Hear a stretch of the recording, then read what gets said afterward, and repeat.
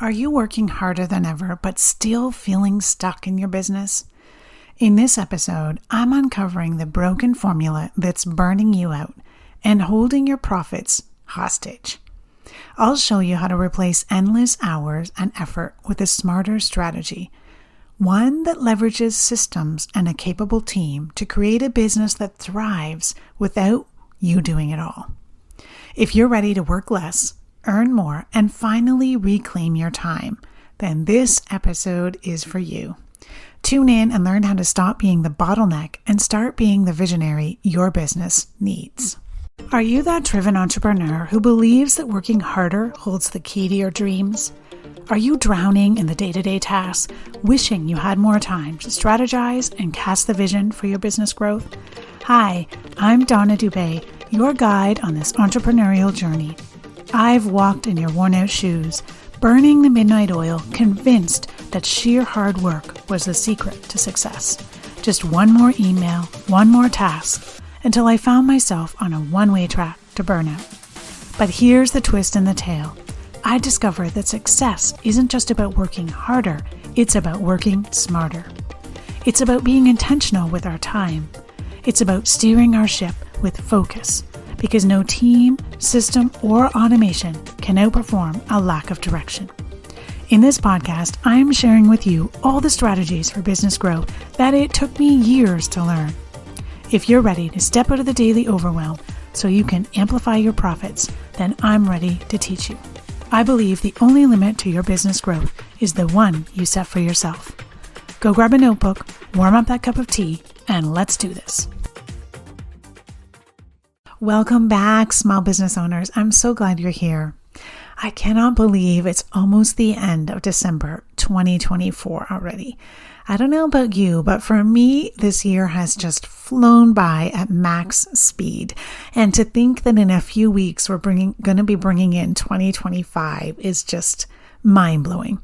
I am sure that time moves faster after COVID than it did before. I don't know who changed the clocks, but it's got to be that way. All right, let's dive into what I want to talk about today. And this is a formula that I see business owners using time and time again. And the reason I want to bring it up is because it's costing us a lot. And it's costing us a lot more than just money. It's a formula many business owners are unknowingly running their businesses on. And it's not doing any of us any favors. So you ready for it? Here it is. Owner's time, that's you, multiplied by owner's effort equals maximum profit. Now, when you think about this formula, it sounds simple enough, right? The time you put in times your effort equals maximum profit. Put in more time, put in more effort, get more profit.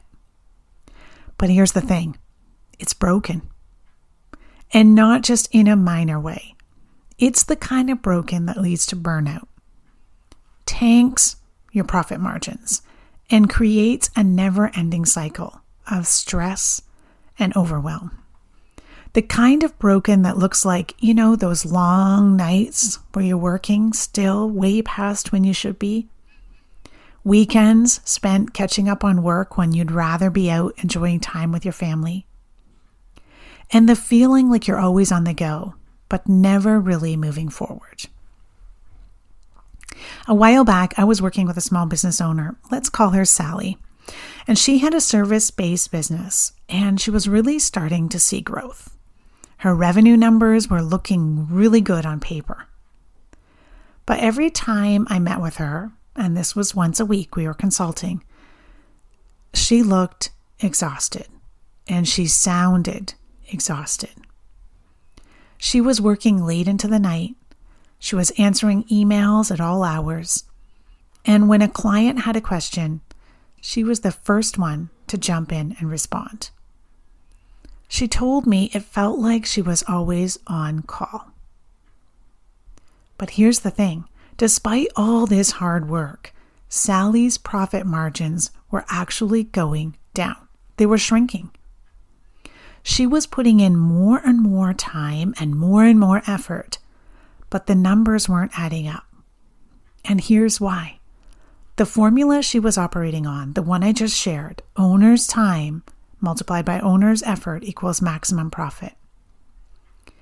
The truth is, that's not the right formula. It's not the right equation. And in reality, what was happening was that Sally was the leverage of her business. Every time a client needed something, she was the one handling it. Every time a decision had to be made, she was the bottleneck. Even when a new team member needed training, she was the one doing it all live. This might sound familiar when your business is relying so heavily on you, the business owner. That's just not costing you profit. It's stealing your freedom, your health, and your growth potential. Now, before we go too far into today's topic, I want to take a second to talk about a word that I just said. And I know this word gets tossed around a bit in business circles, and that's leverage. But what does it really mean? And more importantly, why should you care about it? Well, leverage in simple terms is the ability to achieve more with less effort. Let me say that again. It's the ability to achieve more with less effort. It's about using something you already have, resources, people, systems, and getting a bigger result than you would without it. So let me give you a real-world example. Imagine you're trying to lift a heavy box. If you use a simple lever, like a crowbar, you can lift that box much easier than if you try and pick it up yourself. The crowbar gives you leverage. It multiplies your effort, making it possible to lift something that would otherwise be too heavy and probably land you with, a very sore back and in bed. In business, leverage works the same way. The more systems, people, and processes you have that can do that heavy lifting for you, the less you have to do yourself. And that's the key. You either have leverage in your business, or you, as the business owner, are the leverage.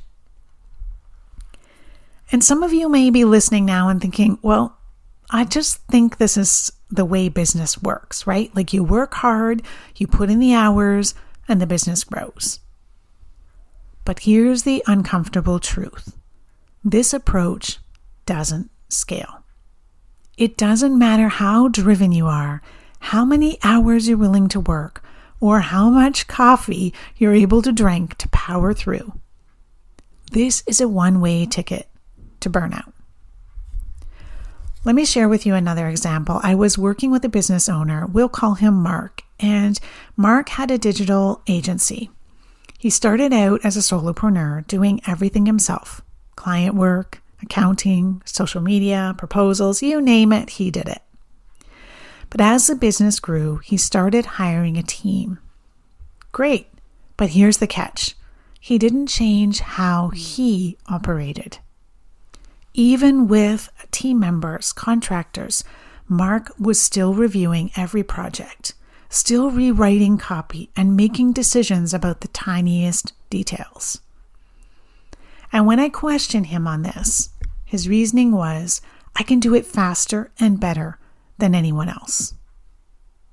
Does it sound familiar? The trouble is, the result was Mark was working 70 hours a week. His revenue had grown, sure, but his profit margins were razor thin because he had to hire more staff to keep up with the demand while still micromanaging everything. Even though Mark had a team, he was really the leverage in his business. Without him, nothing moved forward. And because he was stretched so thin, he wasn't delivering his best work or spending time on what truly mattered, growth and strategy.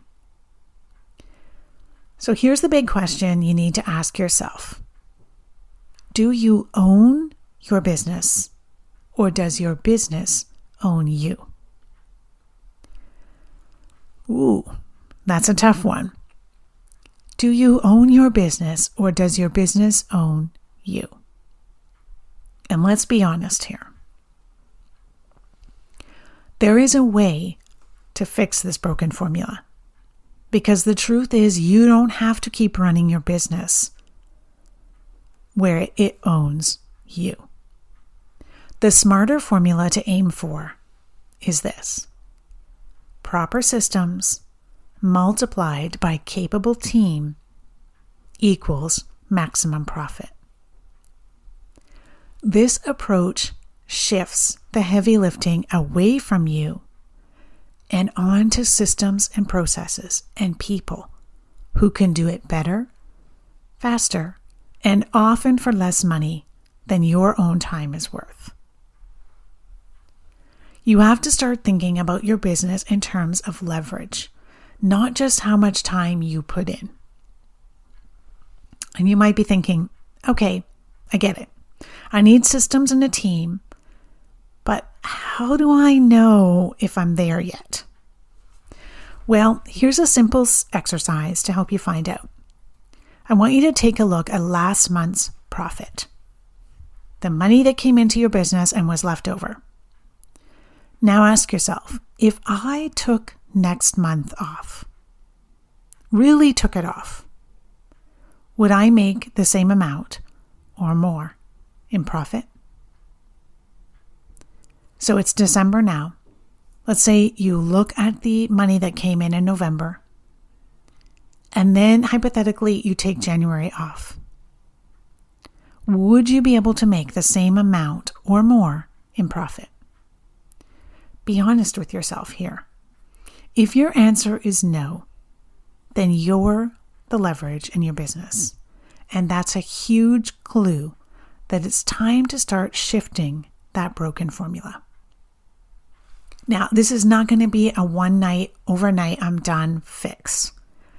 This is a journey and a process, my friends, and it's going to take time, and yes, it's going to take some work.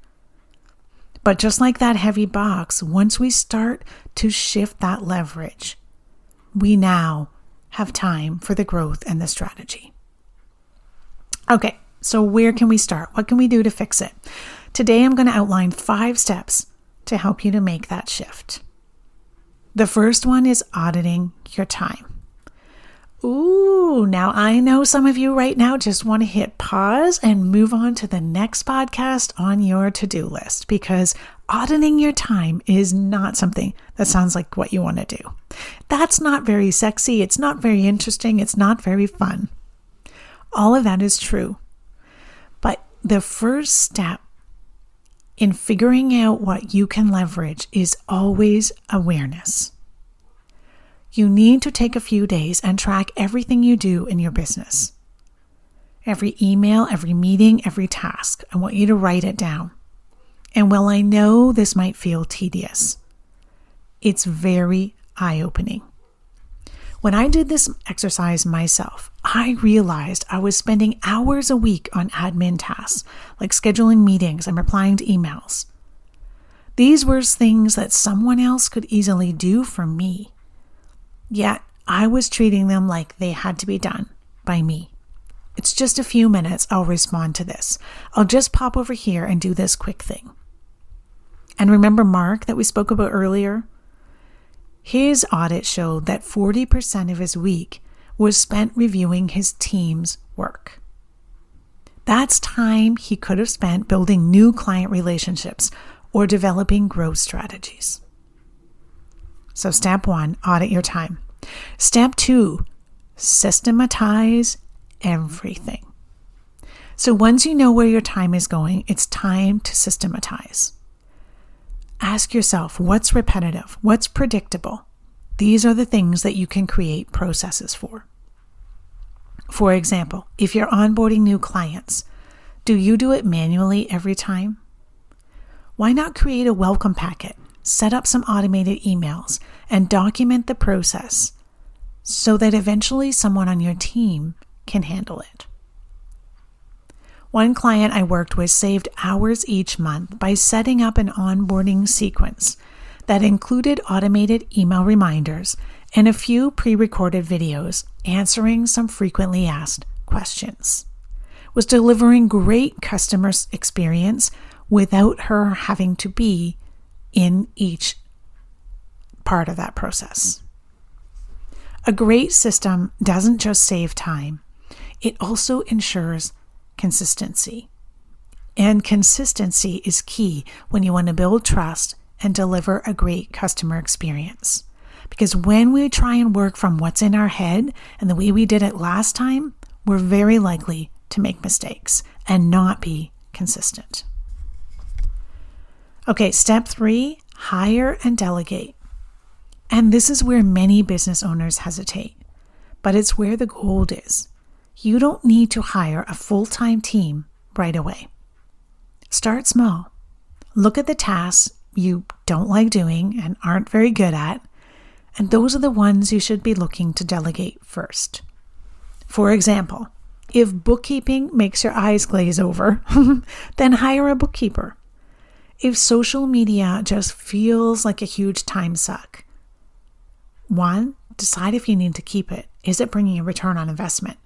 And if it is, hire a freelancer to help manage it. The goal is to free up your time for higher value activities, the ones that only you can do, like setting the vision for your business and building key relationships. And here's an important tip. When you hire, make sure you're hiring for skill and culture. A capable team isn't just skilled. They actually understand your vision and your work style. They can make decisions and solve problems without you holding their hand every step of the way. Okay, step 4, focus on your return on investment, not hours. This is one of the hardest shifts for many of us to do. It's letting go of the belief that working longer hours equals success. Instead, I want you to start evaluating tasks and projects based on their return on investment. For example, let's say you spend 10 hours a week managing your email inbox. If you outsource that for $15 an hour, you free up 10 hours to focus on landing new clients, creating products, or improving your services. Those 10 hours could easily generate thousands of dollars in revenue, far outweighing the cost of delegating. So I want you to think about the tasks you're currently doing. Are they generating the kind of ROI you need? And if not, it's time to either automate or delegate them. I remember I was just having this discussion with a member inside the Profitable Small Business Club, and she was asking, how do you know what to prioritize? There's so much to do all at the same time. And so I asked her what her primary goal is. What's her primary theme or goal for the next 90 days? Is it growth? Is it to bring in more revenue? Is it visibility to get in front of a wider audience? Or is it what I like to call slow down to speed up, putting in some systems and infrastructure in the back end before we ramp up? And for her theme or goal for the next 90 days was growth, bringing in revenue. So then she needs to focus her energy, her time, and her attention on reaching out and inviting people to work with her. Doing all the other little things behind the scenes, if it's not going to bring in revenue, is not focusing on her ROI. So while those things might need to get done at some point, she doesn't need a perfect website. She doesn't need 5,000 perfect landing pages and an expensive funnel. She needs to actually get in front of the people who are interested in what she has to offer and invite them to work with her. That's focusing on your return on investment. Alrighty, step 5, protecting your time. Once you've started leveraging systems and a capable team, the final step is protecting your time as a business owner. And this means setting boundaries and actually sticking to them, right? No more answering emails beyond work hours and jumping in to fix every little issue. You need to trust the systems, the processes, and the people that you've put in place. I recently completed an Ops in Your Pocket strategy session, and one of the areas we touched on was the business owner's boundaries and helping her stick to those boundaries. She had built a team that she trusted, and she had systems in place. However, her perfectionist tendencies would sneak in, and she would want to fix things that her team had completed. This was not in alignment with her boundaries. It was not empowering her team, and it was certainly taking more of her precious time. So we discussed, what would it look like to have the team do the task at 80% of what she would have done? And could she get comfortable with that? We discussed actually handing the tasks to her team and the ownership of the task to her team, to empower them to make the decisions and follow through without having to come to her to check every little thing. This is how we protect our time. All right, so here's the bottom line. If you're running your business on the broken formula of owner's time multiplied by owner's effort, then it's time for a change. Start shifting to proper systems multiplied by a capable team equals maximum profit. And I promise you, you will see a transformation, not just in your business, but in your life. I want you to take that first step today. Audit your time, build your systems, and empower your team. Again, it won't happen overnight, but with every small step, you'll move closer to a business that runs well-oiled behind the scenes. Whether you're working at your desk or you're relaxing on the beach. Ensuring that you aren't the leverage in your business is exactly what we focus on in the Profitable Small Business Club. It's my monthly membership to help you reach your income goals while working 25 hours or less a week. We just recently had our yearly planning and our 90-day strategic planning sessions, where the members inside the club had to critically look at their year ahead. What were their goals? What were their capacity? And create an actionable, customized plan for their business. And yes, this plan is broken down into monthly and weekly actionable steps. We asked the tough questions regarding revenue goals and how they were going to get there. What part of their goals could they outsource or automate so they weren't the leverage? I would love to have you join us in the club if this is what you're wanting to do as well before we head into 2025. Head on over to ceoamplify.ca/profit to find out more about this Profitable Small Business Club. All right, here's to working smarter, not harder, and creating a business that supports the life you've always wanted. Take care, and I can't wait to see you all next week. Thank you for joining me on this episode of CEO Amplify. I appreciate you being part of our thriving community of ambitious business owners. If you enjoyed today's episode, I kindly ask you to share this podcast with a friend and take a hot minute to rate and leave a review. It would mean the world to me. Your feedback helps me reach more people and continue providing valuable content. Thanks so much for your support. Keep shining, and we'll catch you on the next episode.